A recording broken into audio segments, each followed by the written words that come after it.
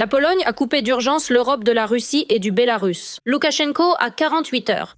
Une mobilisation d'urgence a eu lieu à Minsk. Varsovie a porté un coup de force qui a paralysé la Biélorussie et la Russie. Panique à Minsk, Loukachenko a tiré la sonnette d'alarme. Choc, la guerre civile russe a commencé. Les migrants sont en train de faire tomber les chaises musicales de Poutine. La Russie a explosé de l'intérieur. Un pas de plus vers l'abîme. La Russie est dans la zone de la mort, sensation du siècle. L'Ukraine redevient puissance nucléaire. L'Europe livre en secret à Kiev des armes de l'apocalypse. Poutine est terrifié. Le Kremlin est dans la ligne de mire. Ce que Moscou craignait le plus s'est produit. À cet instant, la crainte du Kremlin se réalise sur le front sud.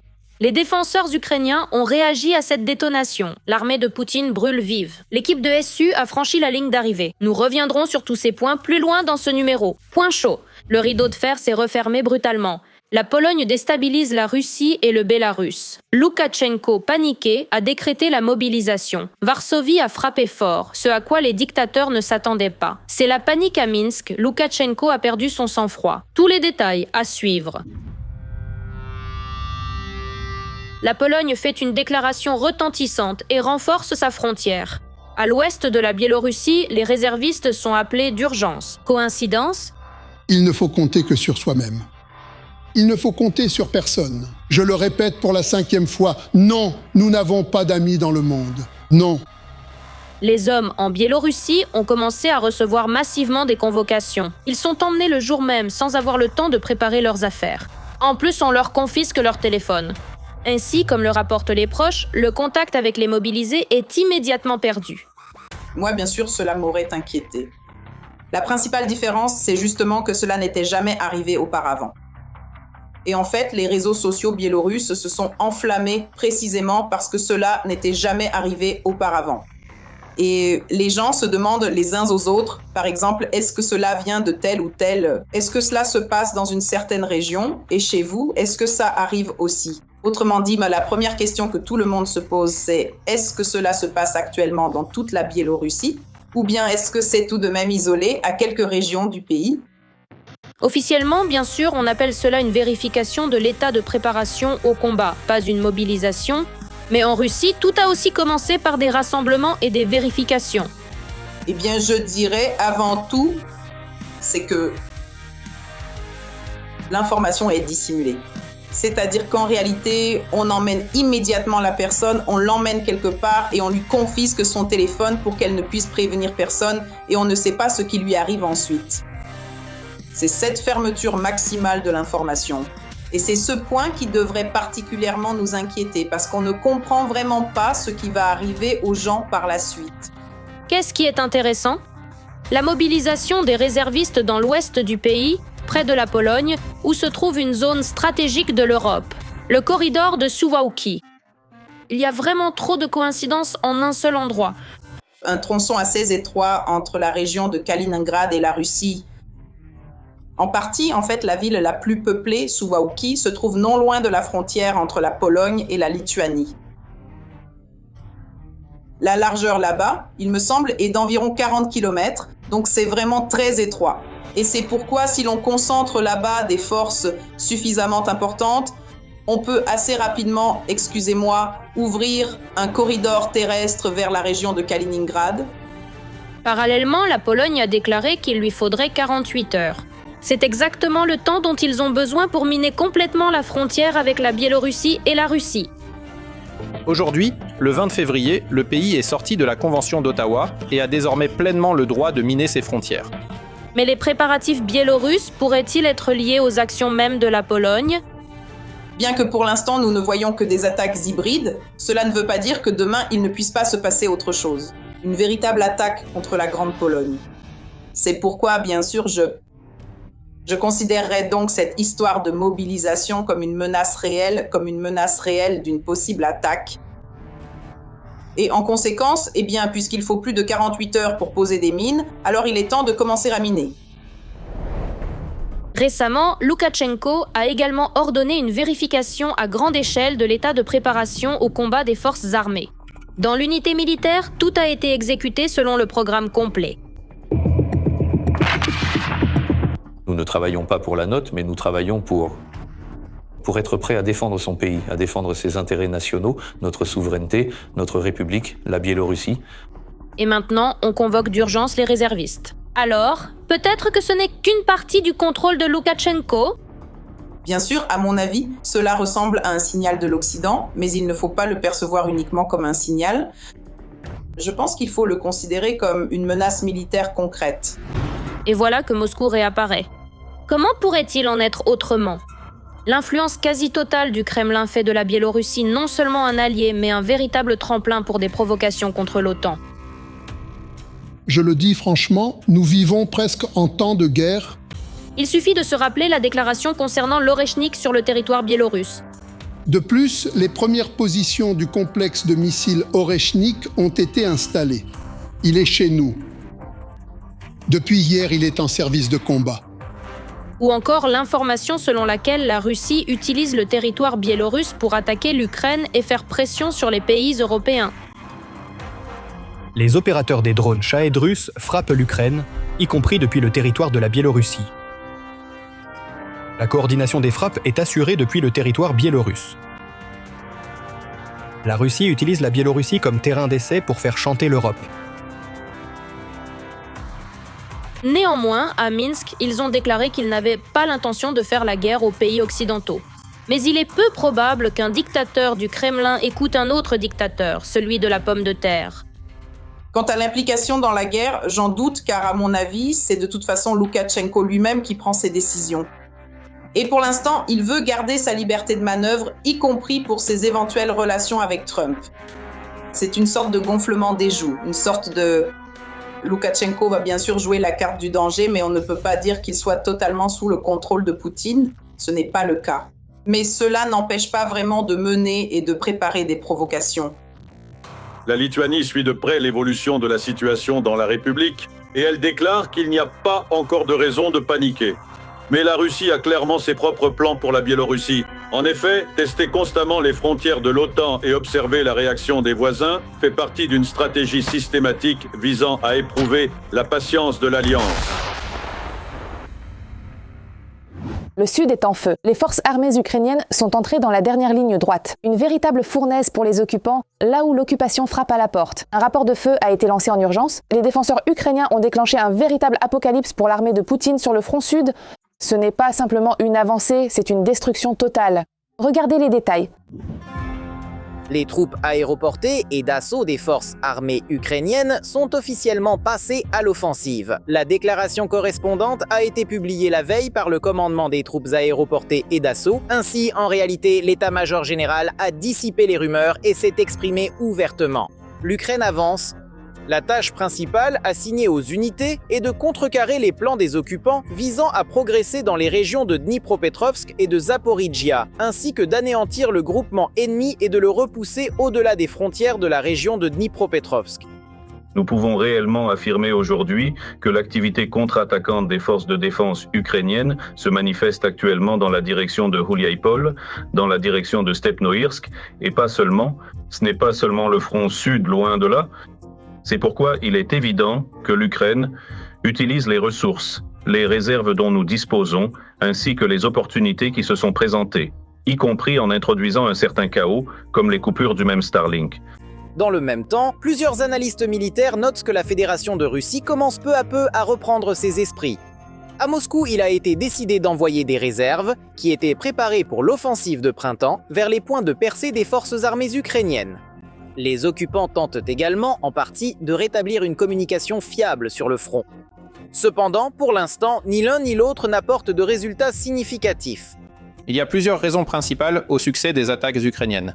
Cela inclut la désactivation de Starlink entraînant la perte d'une communication stable pour les militaires russes, ainsi que l'épuisement général des unités de Poutine sur ce secteur du front après de longues attaques ininterrompues. De plus, les forces armées ukrainiennes ont également profité des conditions météorologiques, notamment du même brouillard qui auparavant avait à plusieurs reprises joué en faveur des militaires russes. Un autre facteur essentiel du succès ukrainien a été la préparation des militaires russes de l'autre côté de la ligne de front, ou plutôt son absence quasi totale. Eh bien, je vais le dire franchement, 80% sont des troupes non préparées. Ce sont ceux qu'ils ont rassemblés dans différents villages sous divers prétextes, mobilisation, recrutement et pression. et donc il les envoie directement au combat. Il convient également de noter les discussions concernant la libération par les forces armées ukrainiennes. La libération de centaines de kilomètres carrés d'Ukraine a également été officiellement confirmée par les militaires. Ainsi, le porte-parole des forces de défense du Sud, Vladislav Voloshin, a déclaré que plus de 300 kilomètres carrés avaient déjà été libérés. Et la progression de nos combattants se poursuit. Les forces ukrainiennes contre-attaquent sur un large front d'environ 30 km de Varvarovka à Ternovadovo. Si, sur toute cette distance, on nettoie le territoire des militaires russes infiltrés, c'est exactement ce que cela donnera. 300 km². Le commandement souligne que les informations sur l'avancée des forces armées ukrainiennes sont communiquées avec un certain retard afin de ne pas compromettre les opérations comme cela s'est déjà produit par le passé. Mais même ce qui a déjà été annoncé publiquement permet de faire des prévisions prudentes. Les succès des forces de défense pourraient empêcher la grande offensive de printemps de Poutine. On peut dire à ce sujet que l'Ukraine, encore une fois, je ne veux pas aller trop vite, car la sécurité de l'opération militaire en cours était primordiale, mais il me semble qu'aujourd'hui, l'Ukraine a réussi, du moins pour l'instant, à apporter des ajustements à la conduite de l'opération offensive Zaporozhye-Orikhiv de la Fédération de Russie. Et c'est là qu'il y a vraiment 3 points de suspension. Comme cela a déjà été souligné, d'excellents résultats sont obtenus non seulement par les unités d'assaut des forces armées ukrainiennes, mais aussi par les forces des systèmes de drones qui ne cessent d'augmenter les pertes de l'ennemi. Et le fait que les occupants soient contraints de battre en retraite a également démystifié un autre mythe de la Fédération de Russie. Les gens dans ce pays finissent tout de même par manquer. S'il les avait, il aurait déjà envoyé un demi-million de plus, qu'il n'a pas, sur tous les fronts. Et il serait déjà entré depuis longtemps à Pokrovsk, il aurait déjà pris Huliaïpol et il aurait avancé sur Zaporizhia. Mais cela ne s'est pas produit. Autrement dit, il ne limite pas les ressources, il ne les cache pas quelque part. Comme beaucoup le pensent, pourquoi donc? C'est simplement qu'il n'en a pas. Ils sont prêts, vraiment. Au fait, le commandant en chef, Oleksandr Syrski, a également confirmé dans une interview à Le Monde que la guerre en Ukraine est sortie de l'impasse. Selon l'état-major, le front a commencé à reculer et ces derniers jours, il y a jusqu'à une 50aine d'affrontements quotidiens dans les directions de Huliaïpol et d'Oleksandrivka. La Russie s'est transformée en enfer, Poutine a déclenché la machine de mort, une chasse sanglante à l'homme et un enfer dans les rues, le Kremlin est en train de brûler. L'explosion de l'intérieur, c'est le début de la fin de la Fédération de Russie. La Russie a pris feu et cet incendie ne pourra plus être éteint. Dans les rues, il se passe des choses qui glacent le sang. Regardez les détails. Poutine a déclaré 2026, l'année de l'unité du peuple en Russie. Mais qu'est-ce qui était le plus important? J'ai toujours eu un profond respect, vraiment infini, envers tous les peuples qui faisaient partie de la Russie. Un respect total, sincère, pour leur culture, leurs traditions et pour leurs traditions, leurs valeurs spirituelles. Dans le même temps, les conflits interethniques se poursuivent en Russie. Des immigrés ont lancé une pierre sur le député de la Douma d'État Matveyev. Et maintenant, il risque plus de 10 ans de prison à régime sévère. J'ai été témoin de la façon dont 3 jeunes hommes, 2 Tadjiks et un Ouzbek, frappaient un homme à coups de bâton. Nous nous sommes arrêtés pour mettre fin à cela. À ces actes illégaux, mon chauffeur a eu la clavicule cassée et on m'a frappé la tête avec une pierre. Les députés de la Douma d'État s'indignent que la Russie dépense trop pour les migrants. Il faut leur retirer le droit au logement, à l'éducation et aux soins médicaux gratuits. Et il ne faut pas leur permettre de transférer de grosses sommes d'argent dans leur pays d'origine, il faut les utiliser exclusivement comme des esclaves, avec les quelques sous qu'ils gagnent, et les renvoyer chez eux. Nous avons perdu 81 milliards de roubles à cause des migrants. Et si l'on prend en compte les impôts non payés dans l'économie souterraine, cela représente environ 429 milliards de roubles que nos régions n'ont pas reçus. Et nous proposons en priorité d'interdire le système de brevets. Le principe des 3 P, arrivez, travaillez, reparti. Le député Deliagin est allé encore plus loin. Après le scandale dans la région de Penza, où le maire a osé attribuer un logement à des citoyens russes non slaves, Deliagin a déclaré qu'il fallait interdire d'accorder des appartements aux musulmans en raison de leurs valeurs jugées vicieuses. J'adresserai ma demande, y compris avec la requête de vérifier l'attribution de logements en général à nos compatriotes travailleurs qui nous enrichissent inlassablement et culturellement avec leurs valeurs traditionnelles. Parce que la polygamie, tout comme le viol d'enfants, d'un certain point de vue, c'est aussi une valeur traditionnelle. Mais les musulmans eux-mêmes ne sont pas en reste. Le commandant de Kadyrov, Alodinov, explique pourquoi les Russes ne peuvent pas épouser des femmes tchétchènes. 500 000 personnes se posent cette question chaque jour. La même question. Pourquoi une femme tchétchène ne peut-elle pas épouser un Russe? Attendez. Tout d'abord, qui sait que vous êtes russe ou qui vous êtes? Qui es-tu au juste? Au lieu de toujours crier que les Tchétchènes sont mauvais, c'est ce que font les Russes. Il faudrait leur conseiller de revenir à leur propre tradition. Les guerriers TikTok d'Ahmad, le groupe de Kadyrov.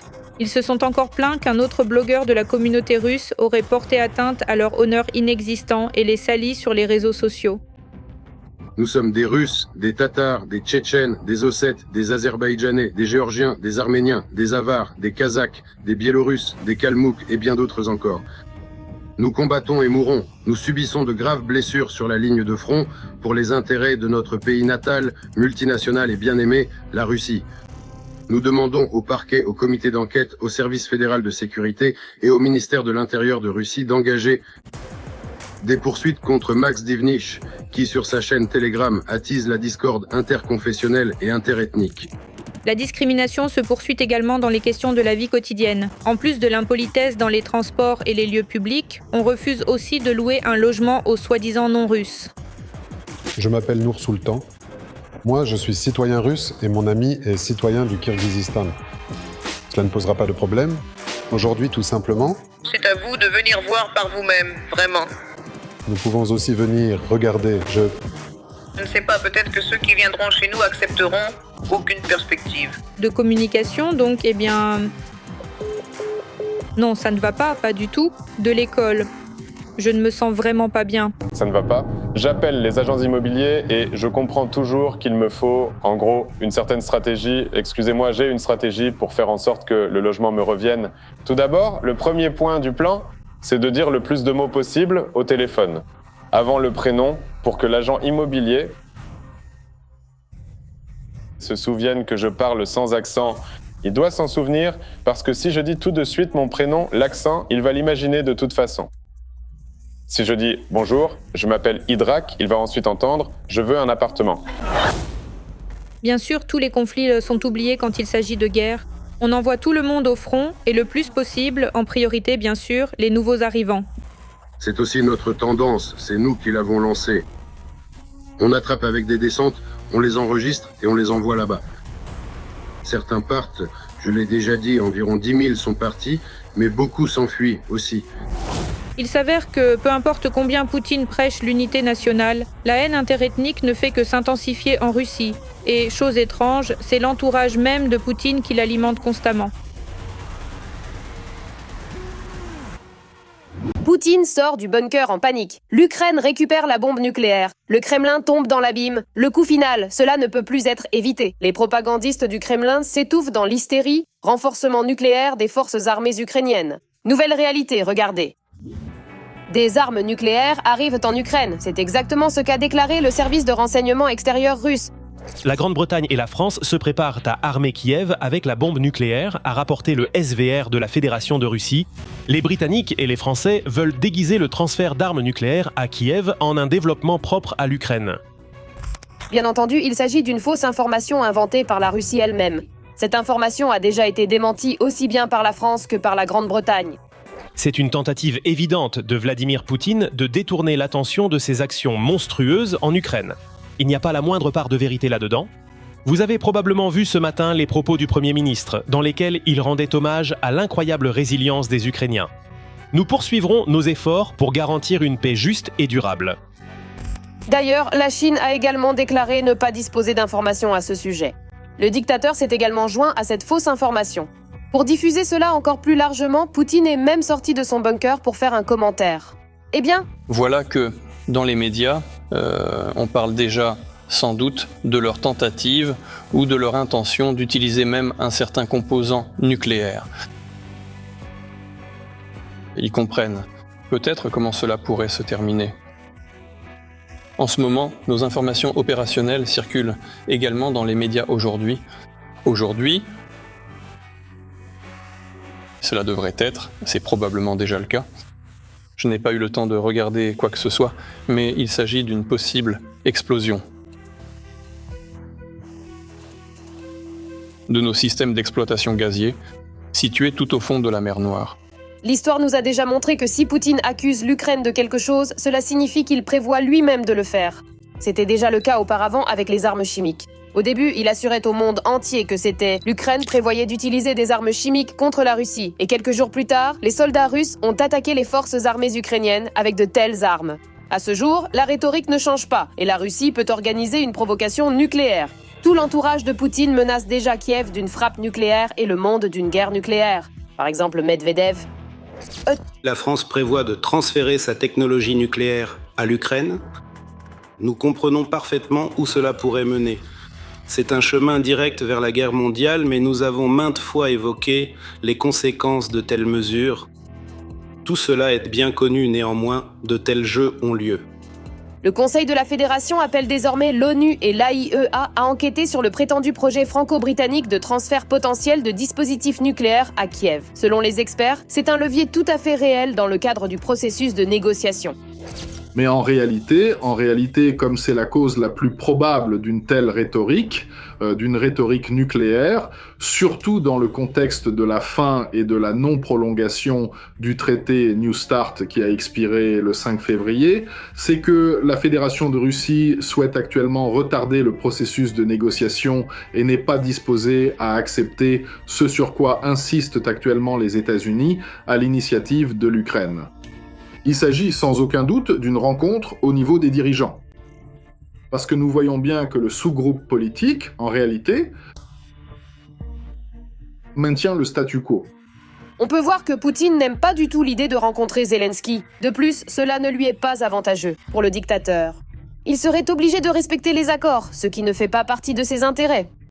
C'est pourquoi il fait tout en ce moment pour avoir l'avantage à la table des négociations et retarder le processus de négociation lui-même. Les Russes ont toujours agi ainsi. Quand ils ne veulent pas de quelque chose, ils inventent un facteur extérieur. Tout récemment, c'était une mythologème, comme si les Russes avaient été attaqués à la résidence de Valdaï.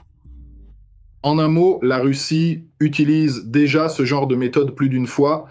C'est aussi une manière assez stupide d'aggraver des relations déjà compliquées entre la Grande-Bretagne et les États-Unis. De plus, cela peut encore davantage démoraliser la population ukrainienne. Les services spéciaux russes misent beaucoup là-dessus. Et il est difficile de croire qu'une telle sensation nucléaire ait été publiée par hasard, précisément à l'anniversaire du début de la guerre à grande échelle contre l'Ukraine. Poutine met ainsi fin à la question posée à son peuple. Pourquoi cela prend-il autant de temps ? La Russie affirme que des composants nucléaires pourraient être importés en Ukraine, afin que Kiev puisse fabriquer des armes nucléaires sur son propre territoire. Et il est tout à fait possible que l'Ukraine puisse recouvrer son statut nucléaire, car elle pourrait créer son propre arsenal nucléaire à partir de ses composants. Et ce serait une bonne option dans le cadre de l'assurance des garanties de sécurité, c'est-à-dire pour éviter toute agression future de la Fédération de Russie. Ce serait sans aucun doute une bonne chose, mais dans tous les cas, cette garantie de sécurité ne pourrait être mise en œuvre qu'après avoir réussi à parvenir à un cessez-le-feu, c'est-à-dire à une trêve globale avec la participation des États-Unis d'Amérique au processus de surveillance, à la formalisation d'un contingent de maintien de la paix de la part des pays de la coalition volontaire, et ainsi de suite. C'est-à-dire que pour parler du déploiement d'armes nucléaires étrangères sur le territoire ukrainien implique qu'il faut aussi les protéger et assurer leur sécurité. Mais il y a encore un « mais ». Le coût élevé pour la protection et l'entretien des missiles nucléaires. En temps de guerre, c'est très cher pour l'Ukraine. Le contrôle international et le gouvernement ukrainien lui-même démentent l'intention de rétablir le statut nucléaire. C'est pourquoi les discussions sur l'arme nucléaire pour l'Ukraine sont impossibles et ne servent qu'à Poutine, qui tente de manipuler le monde entier.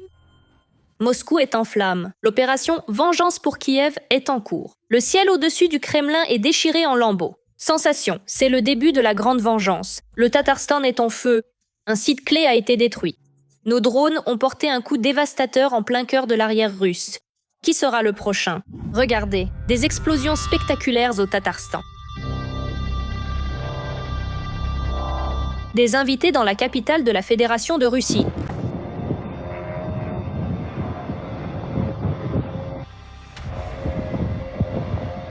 et un blackout sans fin à Belgorod.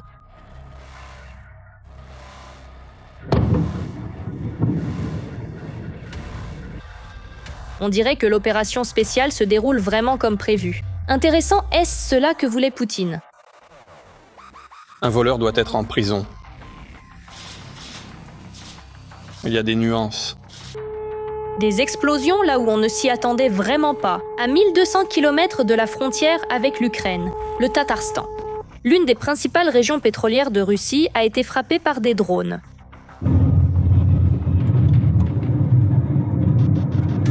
Est-ce que ça brûle mieux par là-bas? Ou je me trompe? Il s'agit de la station de pompage pétrolier de Kaleïkinskaya, l'un des nœuds clés du système de pipelines russe. Il s'agit de l'une des principales stations de pompage de pétrole de la Fédération de Russie, qui assure le pompage et le tri des produits pétroliers en vue de leur transport ultérieur via l'oléoduc Droujba. Autrement dit, il s'agit d'un élément clé de l'oléoduc Droujba. À Belgorod aussi, il y a une ambiance particulière et apparemment, elle ne plaît pas vraiment aux habitants locaux. C'est simplement un sujet en ville.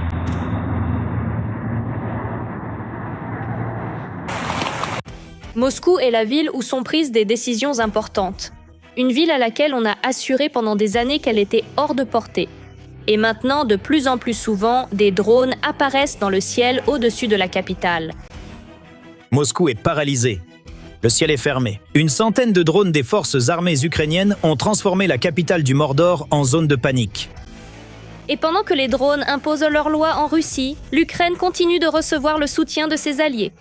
Ce n'est qu'en 2026 que l'Allemagne prévoit de livrer le système de missiles anti-aériens Iris-T et le système de défense aérienne Skyranger 35. On peut dire que l'Allemagne est un partenaire clé sur le plan militaire et technique pour les forces de défense de l'Ukraine. Il convient de noter les livraisons de systèmes de missiles antiaériens en provenance de Norvège. Ce sont des systèmes de missiles anti-aériens de type NASAMS, qui sont aujourd'hui considérés comme faisant partie des meilleurs au monde. Mais l'Ukraine ne fait pas que recevoir des armes de ses alliés, elle élargit aussi sa coopération dans la production d'armement. La France a récemment annoncé un renforcement de son partenariat avec l'Ukraine dans le domaine de l'utilisation des drones. Je suis également venu à Kiev pour tenter de travailler avec le ministère de la Défense dans des domaines très novateurs, tels que les drones. Je pense que nous reviendrons sur cette question. Nous devons absolument mettre en place un véritable partenariat stratégique sur les drones dans un délai très court. Cette année, l'Ukraine recevra environ 10 000 drones d'attaque. Toute cette production est issue d'une collaboration entre l'Ukraine et l'Allemagne. Et d'ici la fin de l'année, il est prévu d'ouvrir encore 10 entreprises conjointes similaires. Nous achetons déjà tout ce que nous pouvons en matière de drones. Nous formons déjà nos soldats et nous allons chaque jour perfectionner nos efforts pour être meilleurs en matière de drones, car cela fait partie de l'avenir, de la guerre du futur, et en réalité, c'est déjà le présent. L'Ukraine augmente rapidement sa propre production d'armement et de drones. L'un des succès les plus remarquables est le développement de ses propres missiles de croisière Flamand Rose.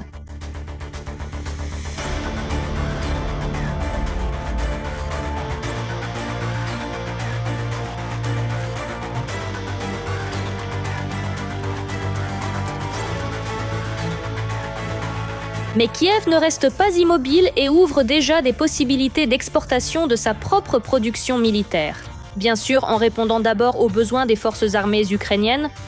La principale direction de cette coopération concerne les pays baltes, l'Europe du Nord, l'Allemagne et le Royaume-Uni. Les pays européens et les États-Unis sont intéressés par l'élargissement de la coopération militaro-technique avec l'Ukraine. L'expansion du marché est également très remarquable. Moyens de destruction ukrainiens, tout d'abord les drones. Personne ne sait combien de temps durera la guerre. Une seule chose est claire, la Russie de Poutine n'atteindra jamais ses objectifs. Les forces armées ukrainiennes chasseront sans aucun doute les intrus de leur terre natale.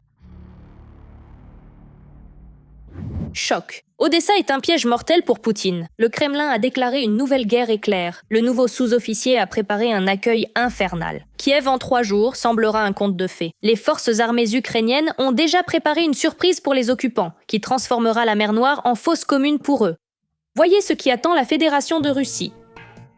La perle du sud de l'Ukraine se prépare à une défense circulaire. En ce moment, nous nous préparons très sérieusement à la défense circulaire de la ville d'Odessa. Nous préparons toute la région d'Odessa à une défense circulaire. Il ne s'agit pas d'une préparation formelle, mais d'une défense soigneusement organisée, aussi bien sur terre que depuis la mer. Un système de défense à plusieurs niveaux est mis en place, conçu pour différents scénarios. Des menaces subversives jusqu'aux tentatives d'offensive à grande échelle. La défense est organisée tout autour du périmètre. Des fossés anti-chars, des obstacles d'ingénierie, des barrières discrètes et ce qu'on appelle des zones de destruction sont créés. Ce sont des secteurs où, en cas de percée, l'ennemi se retrouvera sous un feu nourri et contrôlé. C'est un système très puissant et étendu. Personne ne pourra simplement entrer ici. Ce sera tout simplement impossible. Aujourd'hui, toute opération offensive des Russes, que ce soit par terre, par air ou par mer, est tout simplement impossible. Les Russes n'ont ni les ressources, ni la préparation des forces et des moyens nécessaires pour mener de telles opérations offensives. Parallèlement, le composant de la résistance nationale se renforce également. Dans les communautés de la région d'Odessa, on prépare des milliers de volontaires, des habitants locaux, qui suivent une formation dans le cadre de la résistance nationale. Ce n'est pas un remplacement de l'armée ni une tentative de combler les lacunes de la mobilisation. C'est une couche défensive supplémentaire, une réserve qui sera activée en cas de besoin. Aujourd'hui, dans le cadre de la résistance nationale, les gens doivent se préparer et être prêts à différentes situations qui pourraient survenir à cet égard, avec les risques d'une affirmation continue et à grande échelle de la Fédération de Russie en Ukraine. ET. Dans ce contexte, une question tout à fait logique se pose. Pourquoi Odessa renforce-t-elle ses fortifications maintenant ? L'amélioration du dispositif de défense circulaire d'Odessa n'indique ni ne laisse présager une attaque ennemie sur Odessa demain. L'amélioration du système de lignes défensives est importante, tout d'abord, dans une région stratégique comme celle-ci. La région d'Odessa est très importante pour le pays dans son ensemble, et pas seulement pour le sud de l'Ukraine. En conséquence, cela renforce la résilience de la région dans les conditions d'une guerre qui se poursuit. Pour les Russes, Odessa n'est pas simplement un autre point sur la carte. C'est le plus grand port du pays, un nœud logistique clé et la porte stratégique de l'Ukraine vers la mer Noire. Les terminaux d'Odessa voient y passer les routes céréalières, les exportations et les livraisons internationales. Tout ce qui relie l'économie ukrainienne au monde extérieur. Ce sont des mesures préventives Ces mesures viennent renforcer et améliorer considérablement les capacités de défense stratégique globale de toute la région ainsi que de la ville. Et, par conséquent, cela contribue de manière significative à la démoralisation profonde de l'ennemi, qui comprend parfaitement qu'ici, il se fera inévitablement anéantir totalement. Néanmoins, les Russes prévoient de prendre Odessa. Dans les plans de Poutine, il s'agit de s'emparer de toute la région de Donetsk d'ici mars, et de s'ouvrir ensuite la voie vers Zaporijia, Kherson, Mykolaïv et enfin Odessa. Sur les plateaux télévisés, les experts du Kremlin se partagent allègrement le sud de l'Ukraine et déclarent Odessa comme étant historiquement russe. En dépit de la prétendue volonté de mener des négociations de paix, la véritable position de Moscou ne change pas. Quel rapport avec l'Ukraine ? Ça n'a rien à voir, ni la Crimée, ni la mer Noire d'ailleurs. Odessa est une ville russe. Si l'on considère la population d'Odessa, même à la fin du 19e siècle, l'immense majorité est russe, un peu plus loin, un tiers de la population est juive, et il y a beaucoup de Grecs. Et vous savez qui n'est pas là ? Ukraine. L'Ukraine n'était même pas à proximité ? Avec ceci, Odessa est une ville russe. Sur mon passeport, il est écrit « République socialiste soviétique d'Ukraine » et je n'ai jamais eu de doute, de tourment ou d'hésitation concernant le fait qu'Odessa, oui, en elle-même, elle l'est. C'est une ville russe, la 3e ville de l'Empire, la perle de la couronne de l'Empire russe. Nous ne pourrons évidemment pas préserver Odessa, désolé. Nous la reconstruirons plus tard. Ce sera bien plus simple ainsi. Le fait qu'Odessa soit une ville russe, c'est un énorme mythe inventé par les poutinistes pour manipuler les esprits et justifier leurs ambitions sanglantes. Car il n'est un secret pour personne que l'RFI a toujours été obsédé par l'Ukraine. Commençons par le fait que Catherine n'était pas du tout russe, elle était allemande. Disons-le ainsi. Ensuite, Derribas était espagnol, Richelieu était qui? Français. Et là-bas, il y avait des Italiens de souche. Ensuite, des volants. Autrement dit, les Russes n'ont pas construit Odessa. L'Odessa du 19e siècle, bien qu'elle ait été incorporée dans le discours impérial, restait néanmoins une ville remplie de différentes nationalités. Et autour d'Odessa, ainsi qu'à Odessa même, il existait bien sûr d'immenses colonies cosaques qui commencèrent à s'y installer dès la fin du XVIIIe siècle. Parler d'Odessa comme d'une ville russe reste donc une idée imposée.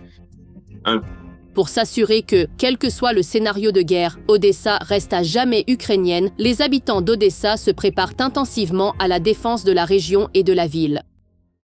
C'est tout. Retrouvez d'autres nouvelles explosives du front dans le prochain numéro.